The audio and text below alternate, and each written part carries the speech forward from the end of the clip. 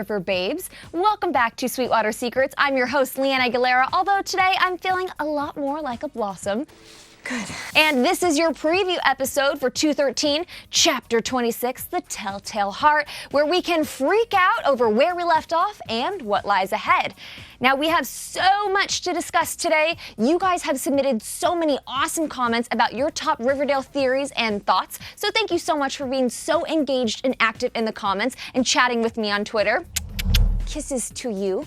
And to thank you, I've got a little present coming your way today. I have exclusive answers from Riverdale showrunner Roberto Aguirre-Sacasa about the most mysterious character lurking around town. And you'll never guess who I'm talking about, so get excited.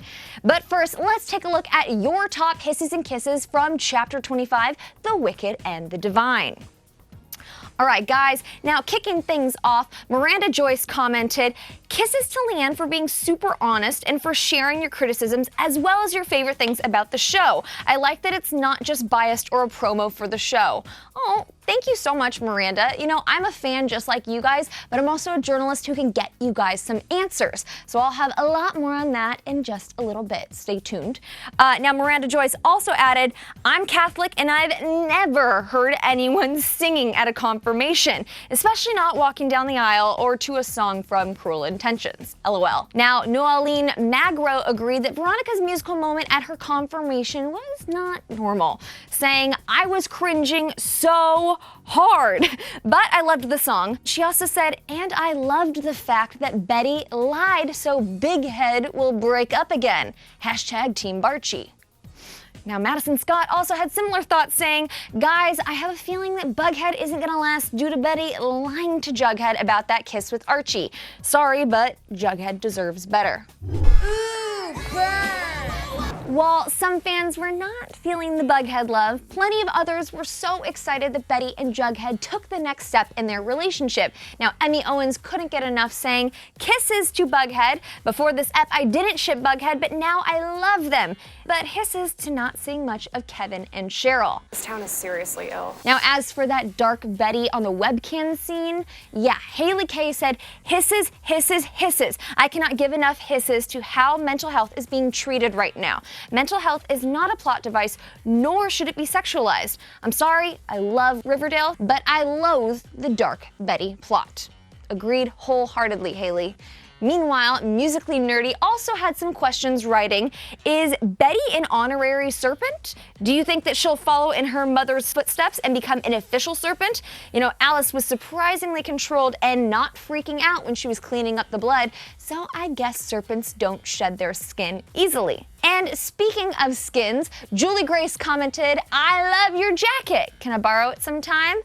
Oh. You must mean my Riverdale varsity jacket that I wore last week. Now, you guys, I love that one, and if you're following me on Twitter and Instagram, you'll see that I always show off all my Riverdale swag and where you can find your own, so keep an eye out for that.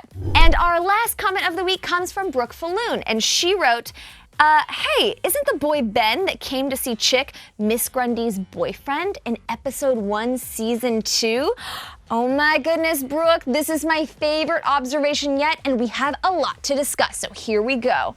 All right, guys. Now, at first, I literally just thought that all random extras in Riverdale looked alike. But yes, that Ben, who was apparently interviewing Chick for a job at the Bijou, is the same boy who was smooching on Grundy just moments before she was viciously murdered by the Black Hood. But are you really ready for something that's going to blow your minds? That was not the first time that we met Ben. Say huh to the what now? Now, way back in season 1, episode 4 to be exact, Ben was working at the concession stand at the Twilight Drive-In when Kevin decided to drown his romance sorrows in junk food. And a hot dog? Who am I trying to impress here? We're out of dogs.